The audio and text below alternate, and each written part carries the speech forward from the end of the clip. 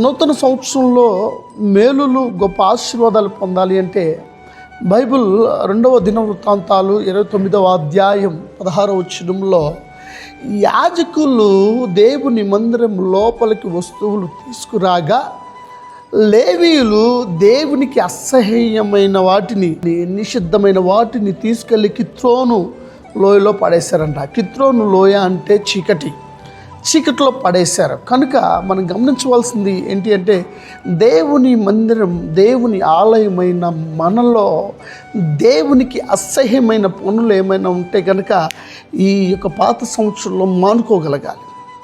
పాత సంవత్సరంలో మానుకోగలిగితే ఈ నూతన సంవత్సరంలో దేవుడు మనల్ని, మన కుటుంబాలను ఇప్పటికంటే అధికమైన మేలులు దేవుడు కలుగు చేస్తాడు.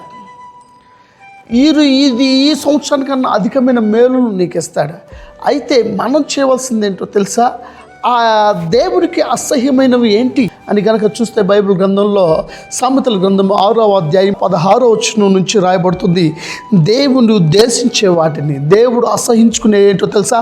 అహంకార చూపు, రెండవది అబద్ధములాడే నాలుక, మూడవది నిరపరాధులను చంపుట, నాలుగవది దుష్ట ఆలోచనలు, మూడవది వేగంగా పరుగెత్తుని పాదాలు, అంటే పాపం చేయడానికి పరుగెత్తుని పాదాలు,